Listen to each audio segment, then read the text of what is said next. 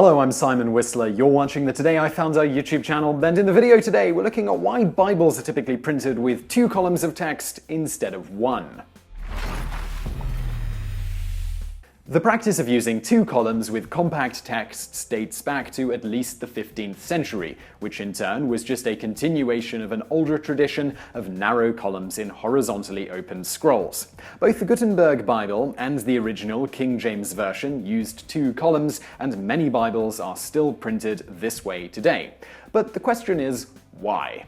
In part, this is simply tradition, as mentioned, first being borrowed from the scrolls which the biblical text was copied from. Today, many people have come to expect Bibles to have 2 columns and can't imagine one with any other layout. But there is a little more to this formatting choice than just tradition.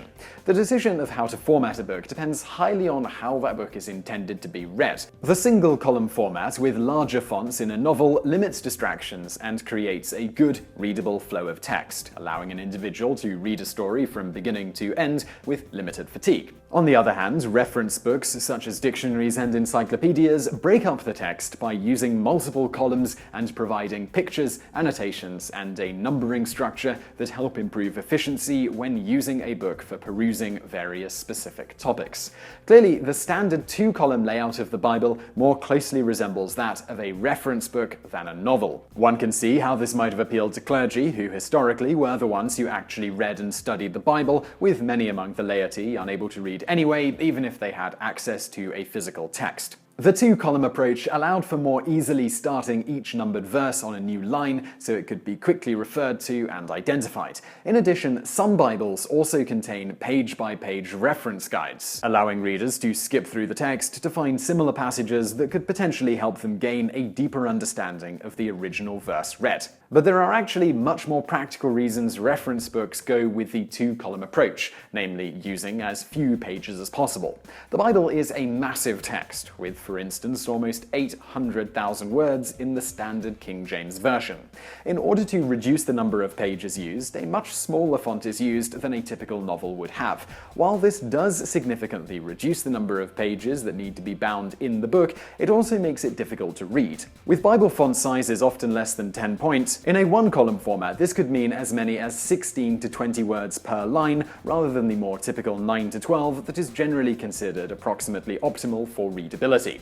To get around this problem, as with most reference books, the text is simply split into 2 columns, making it a little easier to read given the small font size. The net benefit of all this is a reduction of total pages by approximately 10% to 25%, providing a significant cost saving in production, particularly historically. Of course, today, with production costs being much cheaper per page, some have begun to argue that treating the Bible like a reference work isn't always appropriate, particularly when trying to get the general public to actually read it, since the information included in the scriptures is meant to be more than mere facts and historical references, and more about gleaning spiritual insight into how to live one's life in accord with the scripture. If people aren't bothering to read it at all because it reads a bit like a dictionary, it ends up being not that effective.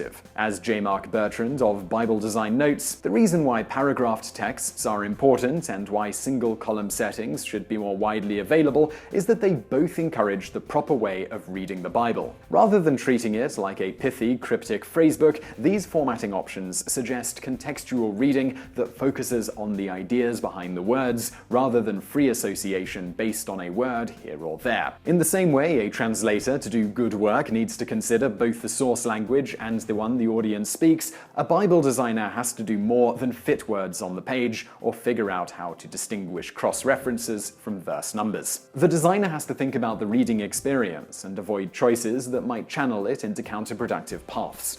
Sadly, other considerations have often predominated. As a result, it's easy to find a Bible that looks like a dictionary, book for looking things up, and hard to find one that looks like it's meant for reading. The idea has led to a relatively recent trend of publishing 1-column, larger font Bibles. These have significantly less ancillary markers and information crammed in. Essentially, many of these new 1-column versions of the Bible are very much like a typical novel, which makes makes it easier for people to read the scriptures from beginning to end. And as anyone who has read one of these can attest, it's certainly surprisingly effective at its goal, though of course has the major drawback of being less functional as a reference text, and in some cases, depending on exact formatting choices, requiring the complete Bible to be broken up into multiple physical books to keep the thickness and size to reasonable levels. So I really hope you found that video interesting. If you did, please do hit that thumbs up button below, and don't forget to subscribe to this channel for brand new videos just like this 7 days a week. Also, over there on the right are a couple of other videos that you might enjoy if you enjoyed this one, and thank you for watching.